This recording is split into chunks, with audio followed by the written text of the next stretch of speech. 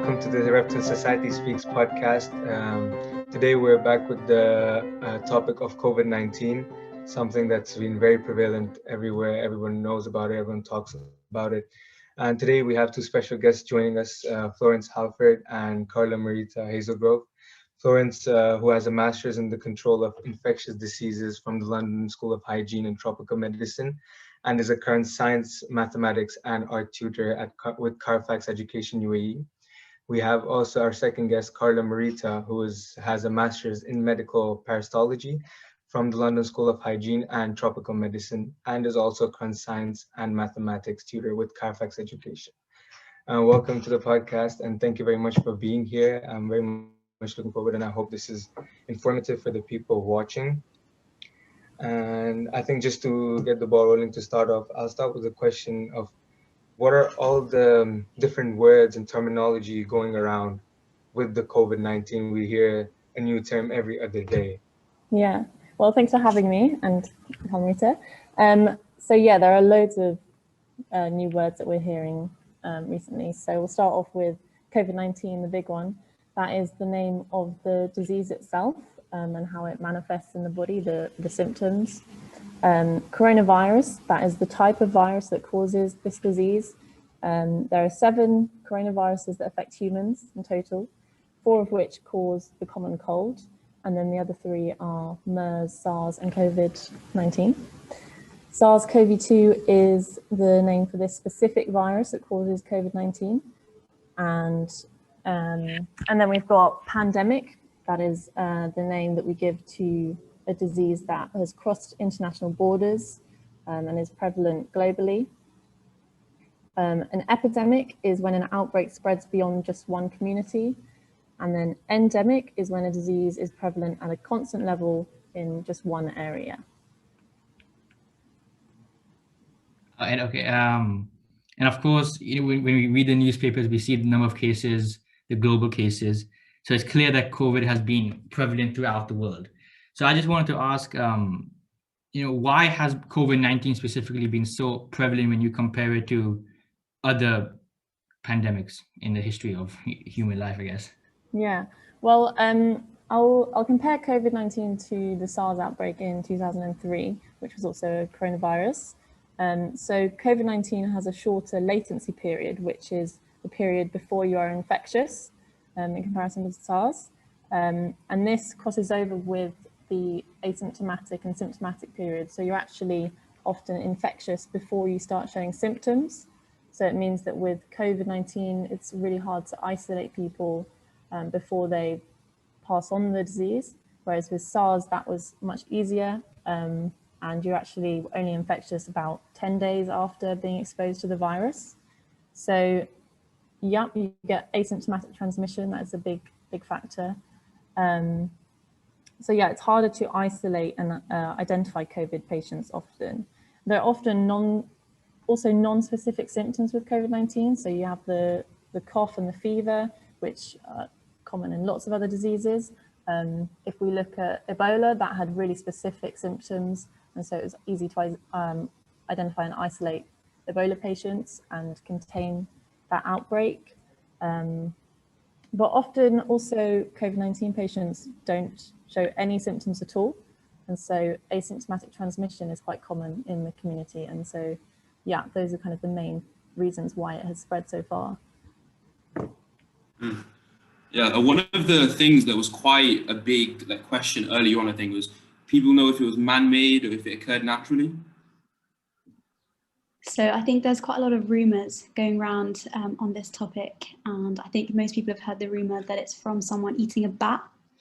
And although it is pretty likely that it did originally start off in a bat, it's unlikely that we got it from someone directly eating an infectious bat. So what's more likely to have happened is that the virus started in bats, because bats are really good reservoirs of many different types of coronaviruses. So there's loads and loads in bat populations. So it probably started off there, and the bat was probably eaten by a pangolin, and then it's thought that the pangolins were maybe an intermediate host that maybe humans consumed either through eating the meat of it, so like eating a pangolin, or sometimes their scales are used in some traditional medicines. So we think that it might come around that way. Yeah, and now I wanted to ask about, because this is a question that who were in class 10, year 10E asked us, was that does COVID-19 reduce your senses, or does it simply just trick your brain into thinking that your senses are reduced? Yes, this is a great question, but there is a reason behind the senses. So with the senses, you must be talking about the loss of smell and taste, which is a really common side effect of COVID. And the reason why that happens is because when we breathe in the virus, like usually through the air droplets with the virus in it, the respiratory droplets, that's coming into contact with cells in our nose and mouth. And then the virus kind of makes its way down. So as it's kind of making its way down through your nose and mouth into your lungs, it's damaging these cells. And when these cells get damaged and destroyed, that's when you start to lose your sense of taste and smell. So that is kind of the reasons physiologically of why the side effects can present this way in particular. So it's not your body being tricked into losing your sense of taste and smell. It's your cells in those areas being destroyed and damaged, so that it is a real thing. Interesting.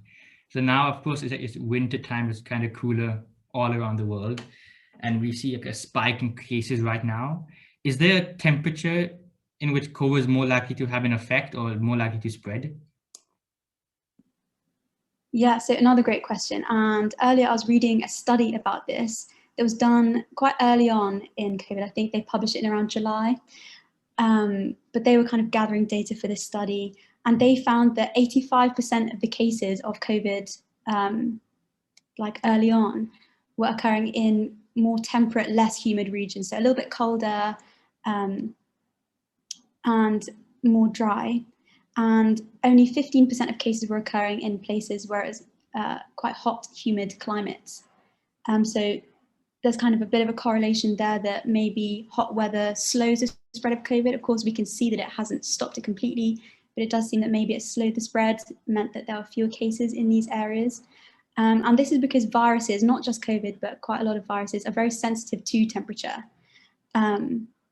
So this is because hot temperatures can directly destroy the virus, but also because it can kind of affect the spread as well. So in hotter temperatures, in quite low humidity areas, sorry, talking about humidity here, not temperature so much, but talking about humidity, which often is correlated with lower temperatures, it affects how they turn into aerosols. So the aerosol droplets become smaller.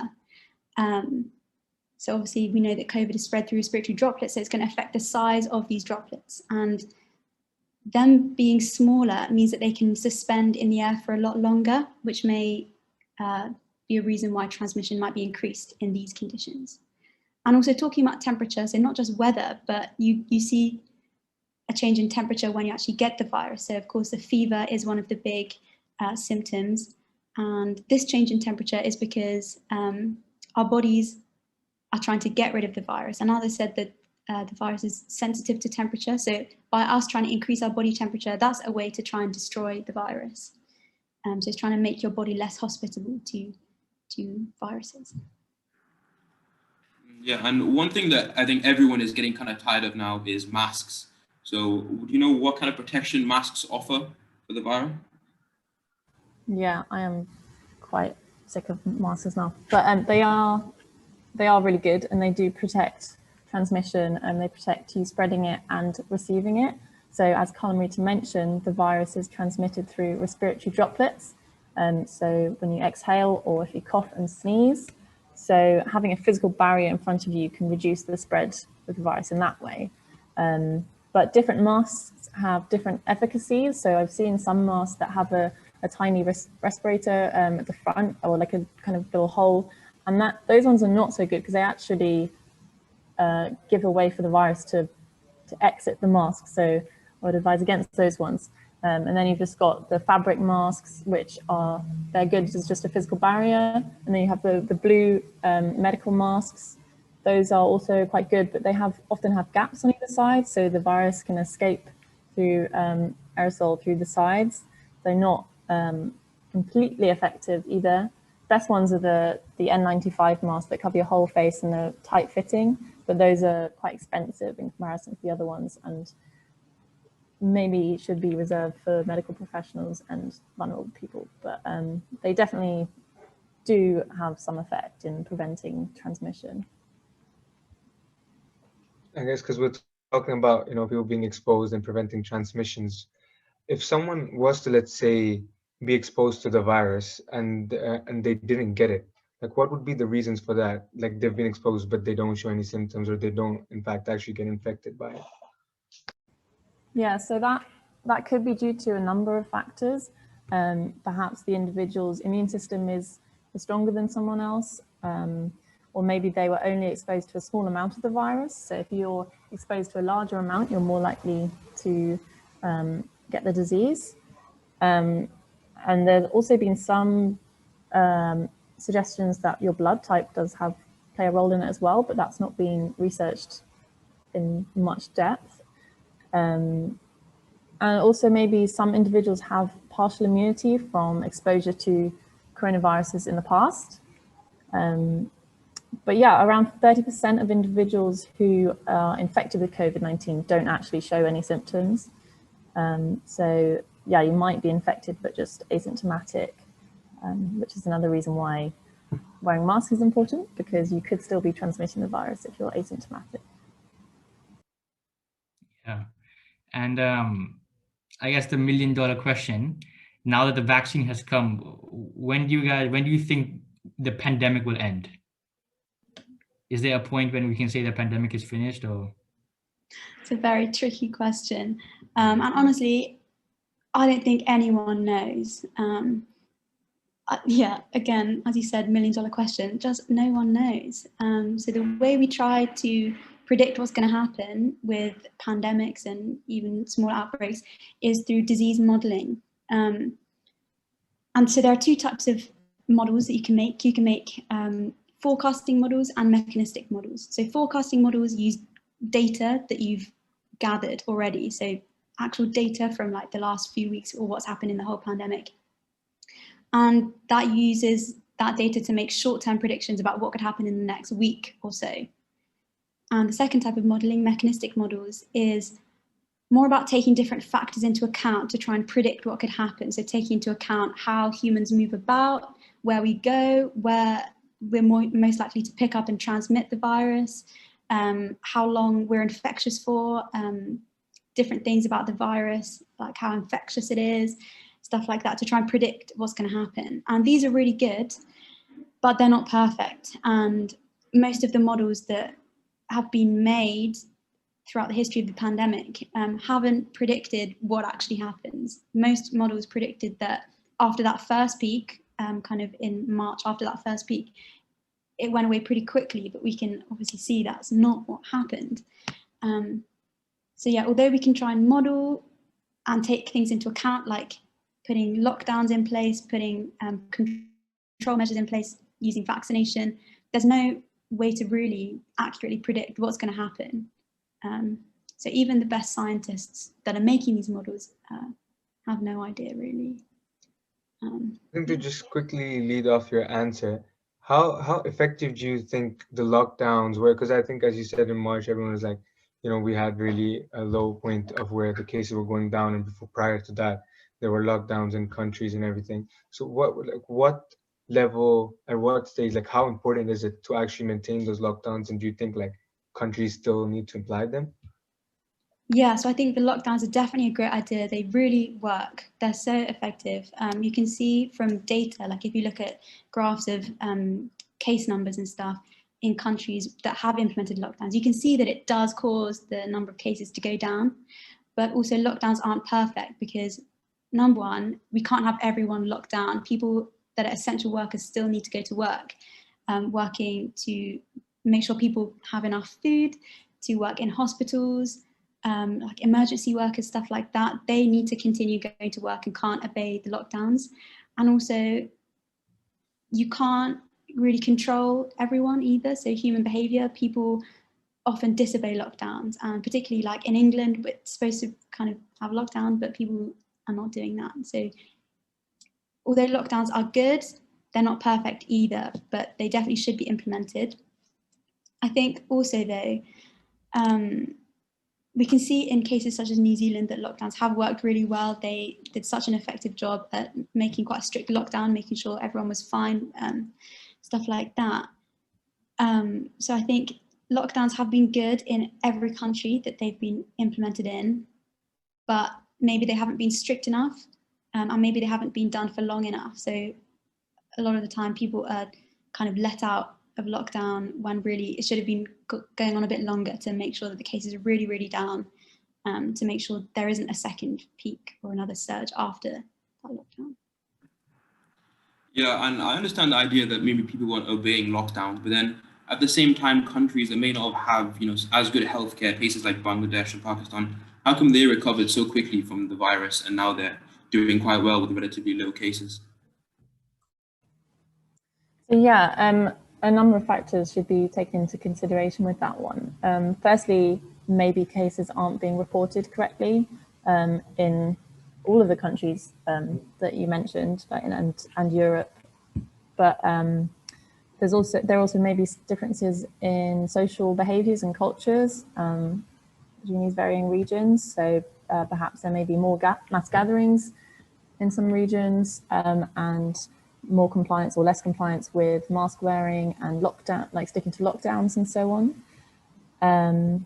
Maybe also there's less connectedness between rural areas and cities, which would lessen the spread.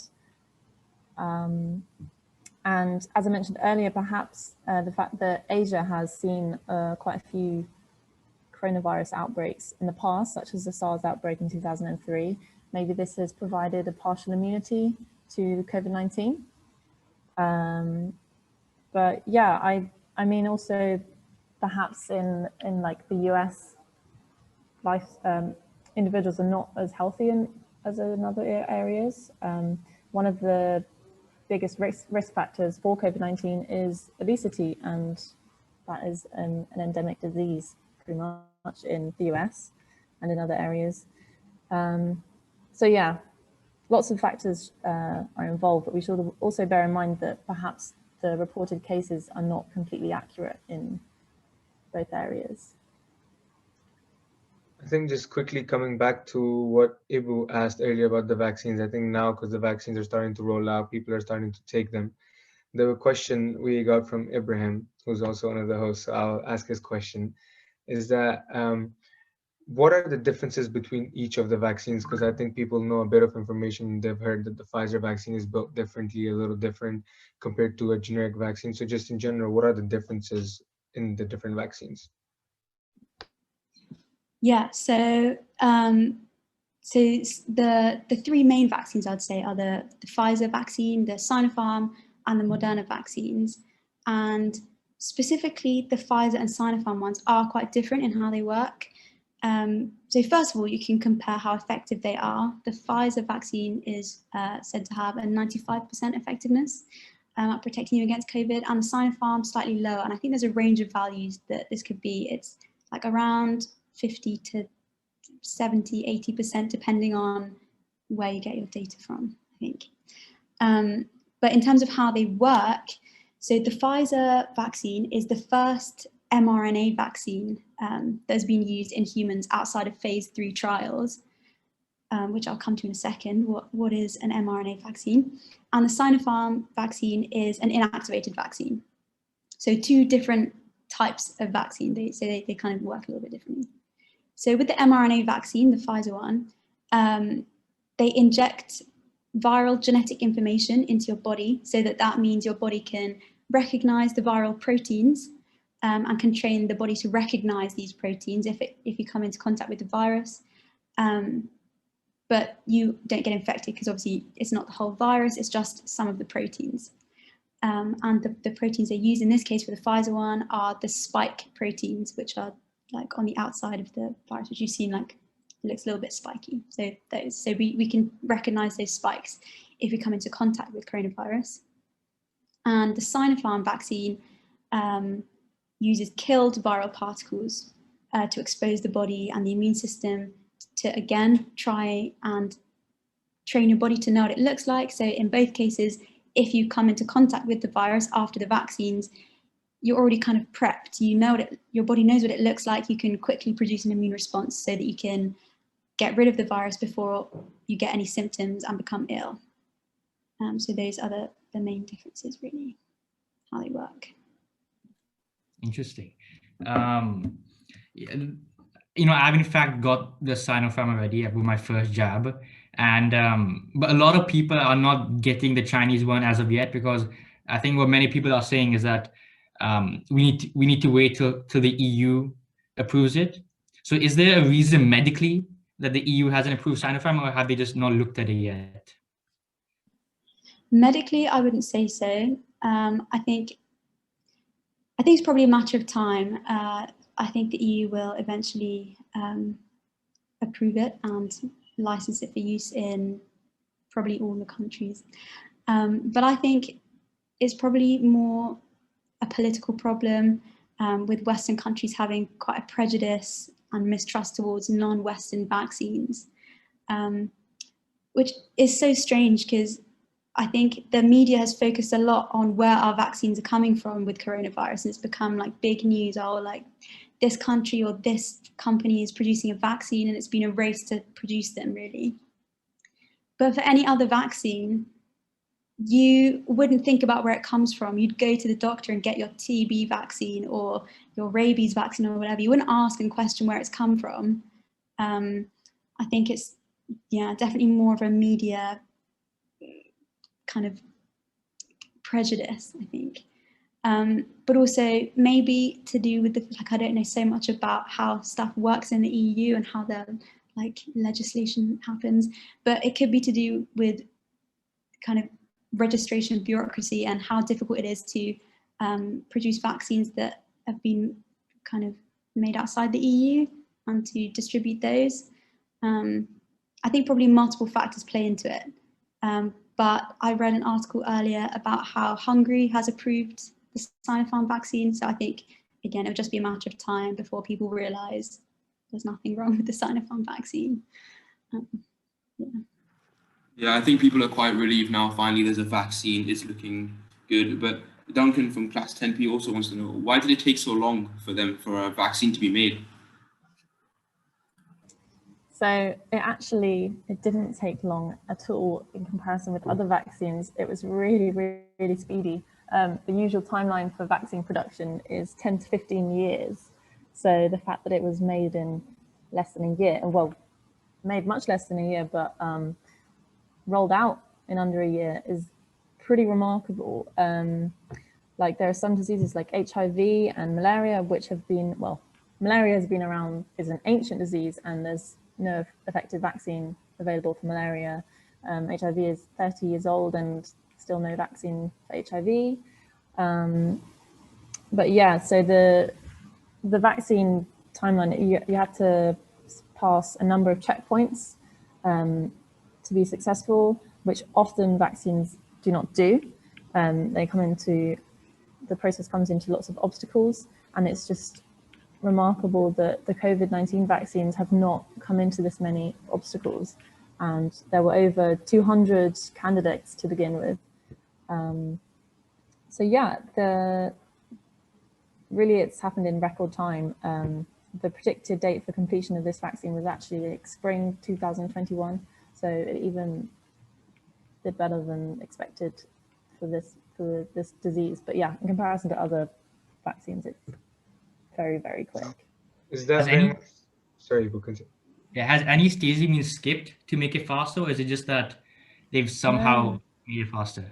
Yeah, no, they've passed every single checkpoint. So yeah, it's completely safe, all of the vaccines. Is that mainly due to like the global need for it, or was it like the technological advances, or is there something about the COVID-19 that actually made it easier? Yeah, well, they have used more advanced techniques, like the mRNA vaccine is the first one to be used in the COVID vaccine. But also they've had all of the experts working on this one disease, this one vaccine, all the best people and 24/7 for the past year. So yeah, that doesn't normally happen. If I can just add something as well, just like some more reasons why it's taken such a short amount of time compared to what it usually would be. Because it's such a global thing, and obviously it's affecting every country to some extent, it's meant that there's been such a rapid sharing of information between scientists in the different countries, and usually people try and kind of have a monopoly of the market. Like if they're working on a vaccine or working on some kind of pharmaceutical, they want the sole rights for that. So they're going to want to be really shady, really, and like keep that information to themselves so that they can be the ones that benefit from it. But in this case, it was really refreshing to see everyone sharing information so quickly and sharing the results of their studies and so on. So that's one reason. Also, advances in gene sequencing have meant that when we're trying to sequence the virus to know what it was at the beginning in the outbreak, it took just 10 days to know the full sequence of the virus, which is amazing. And also another thing that could have really sped things up as well is so many volunteers were willing to participate and kind of give their bodies for the greater good and for testing these, which is really crucial to passing these checkpoints and going through these trials. So many factors that have contributed to it being very speedy. Yeah, because then we've also, because we're talking about vaccines, someone in Anya in year 7P asked us that what makes your body immune to COVID a few weeks after being positive or being known with having COVID-19? So the mechanism that this happens through is the same thing that makes you immune to getting chickenpox twice, or like stops you getting mumps after you've already had it. It's the same thing really. So when you first get exposed to a pathogen, whether it's going to be like a virus or chickenpox, whatever, your first thing that your body does is produce an immune response to kind of fight off the infection at the time. And part of this process is to produce memory cells, which are called B memory cells. And B cells are the cells that are responsible for producing antibodies. So they're cells that are stored for a long period of time, like after the infection has gone, they're stored and they can produce these antibodies for some time after the infection. And then that means if you get infected a second time, these cells are already there and can easily, quickly recognize the virus and multiply themselves really quickly, so you can produce a really big, really rapid immune response against COVID. So that means that you can fight off the virus once you're exposed the second time a lot quicker and a lot more effectively than if you're infected without having seen it before. So you can, just stomp out the virus before it can kind of infect your cells and make you really sick. So before you get symptoms and become ill. And that's the method of immunity, secondary immunity, that you get for a vast array of pathogens, not just coronavirus. Yes, and like especially when I had COVID, there was no specific medication to take or anything like that. So Emma in year 7 is also wondering, is there any form of like natural, maybe non-chemical, herbal kind of remedies for the virus, or no? So there have been some rumours of different things that could help, but they haven't been investigated properly in the lab or by scientists. But yeah, a lot of patients do heal naturally, just without any medication at all, and maybe just some Panadol for the headache or something. But yeah, in terms of severe cases, it's probably not a good idea to rely solely on like herbal remedies. But it might help in alleviating some symptoms, like peppermint tea might be good for a headache, and turmeric is meant to be good for reducing inflammation. And there are some things which could soothe a cough, like honey and ginger tea I have when I have a cold. But yeah, unfortunately, as I said, there hasn't been much research into the effectiveness of these substances or supplements. So as with any conventional medicine, there could be some side effects. So it's always good to seek proper expert advice for that. But yeah, often just having a positive mindset can make a big difference. And staying healthy, like I mentioned, obesity or being overweight is a risk factor. So just literally ensuring that you are staying healthy diet and staying active can reduce your risk of getting the disease in the first place. Yeah. Yeah. And the biggest problem I have, or the biggest inconvenience I've had with COVID is my fogging glasses. I can deal with the mask, I can deal with social distancing, everything, but the feeling of, walking outside and then my glasses fogging up, the inconvenience of taking my glasses off. And any cheap solution? Ali is asking from year 10. Keyword being cheap. I love this question. I think I can handle the pandemic, but if we can solve that, then any solution? Amazing question. So I don't wear glasses, but I've heard from a lot of people that do. If you get your mask and you put it quite high up on your nose, and then put your glasses over it, then that kind of stops it going up into your glasses. And I found that when I wear sunglasses, that works as well. So just try and have it quite high up on your nose. Obviously, nose covered is essential, and put the part of your glasses that sits on your nose just over, kind of touching the mask. Yeah, so that works for sunglasses. And also maybe if it's really that much of an issue, you can try using like masking tape or sellotape to kind of make a bit of a seal to stop your breath coming up and fogging your glasses. I want to ask a question because we're all students here, and I think the majority of the people who will be watching our podcast will be students. Is that, how do you see the situation of schools being continuing with how we're getting the vaccines and how COVID-19 is continuing? What situation do you see of schools globally? By that I mean, like, do you think that they're going to continue being online? Currently, we're online for a week. Do you think that's going to continue, or we're going to be able to eventually, at a point, be back into schools and traditional how schooling is?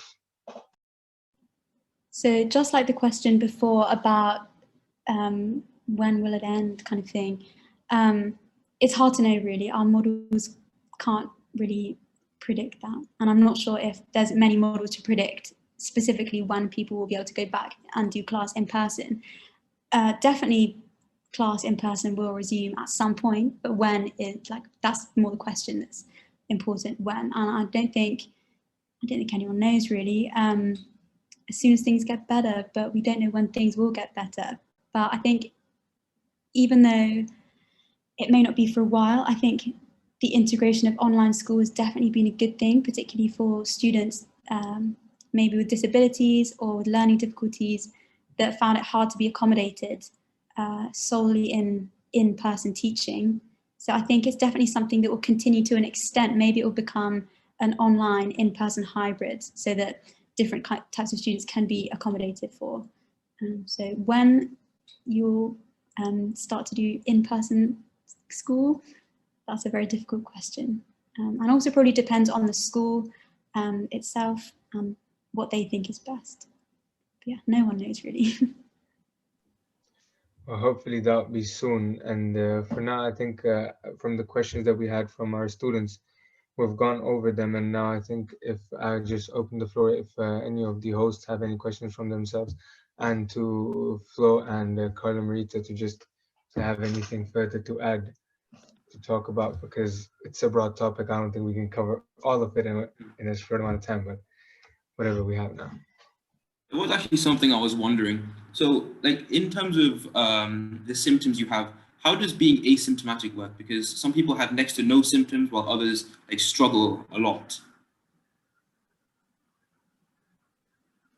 Yeah, again, it's probably just differences in individuals' immune systems, whether someone has maybe been exposed to similar types of viruses before. That could mean that they are able to hold it down at a level that's not making them sick.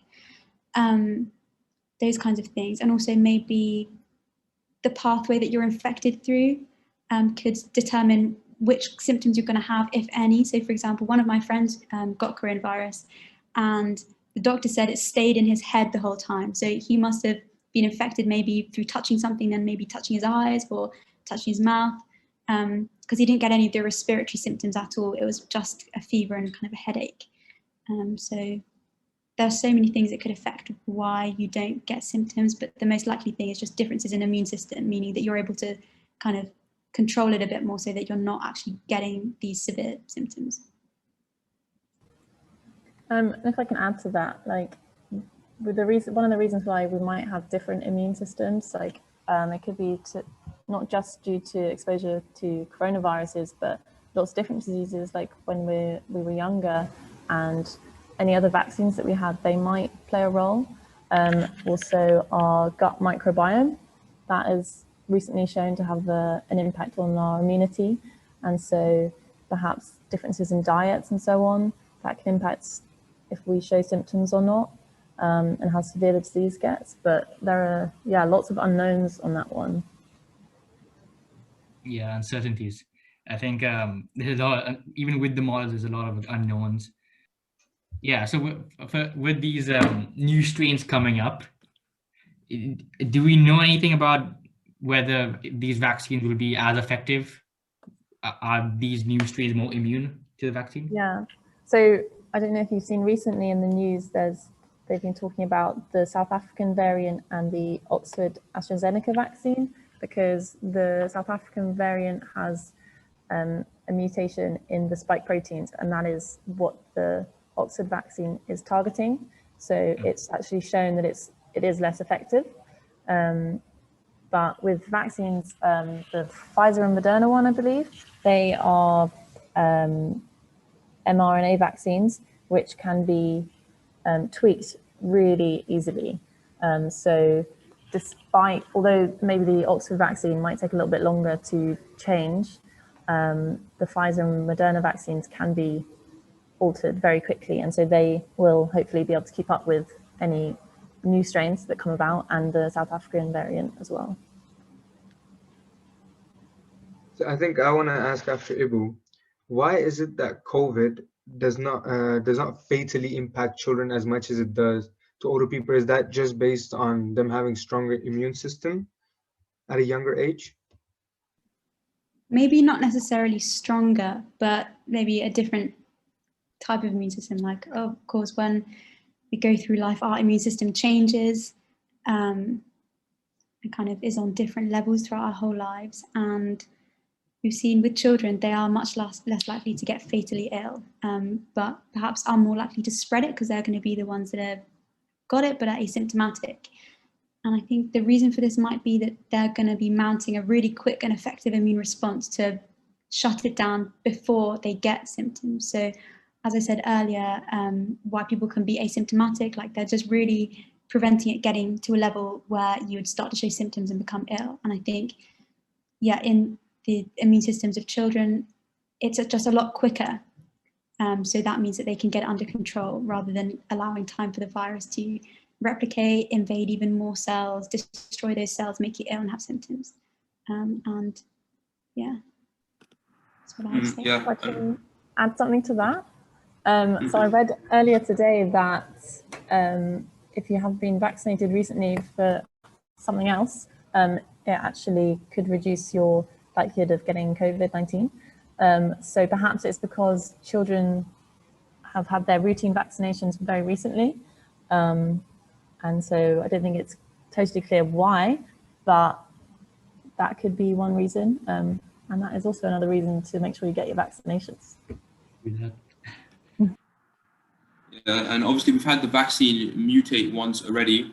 Is there a possibility it will, continue mutating and it'll be quite hard to, get vaccines for each type, or do you think it might stop now? I don't think the vaccines should be that big of an issue. I think we will be able to create vaccines to target the different strains relatively easily, but mutations are going to happen. All viruses mutate. It's not just COVID that mutates, it's all of them. So definitely there are going to be more mutations. But that's not to say that these mutations are necessarily going to make COVID worse. It could just change them in some way.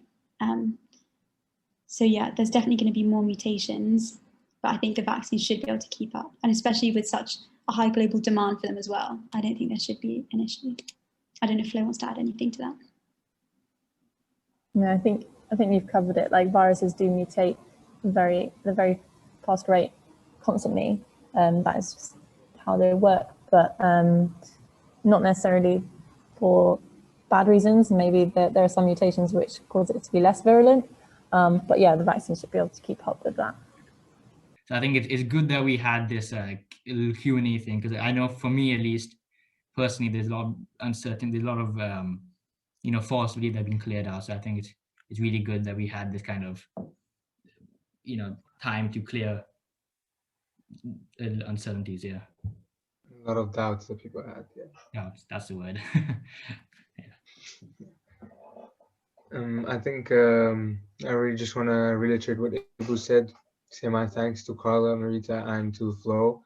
I think we very much appreciate, and I think people who are going to watch our podcast will really appreciate you guys coming on, helping us clear a lot of the questions they personally had, I had, Abdur had, and Ibrahim had, and hopefully this will all be over soon, hopefully, and we'll be able to be back into school, back into our normal lives, and back into everything we do. Yeah, thanks so much for having us. Yeah, thank you for having us. There's some really interesting questions. Thank you. Thank you very much, guys. I hope everyone who watched the podcast enjoyed it, and we'll see you guys in the next one. Thank you.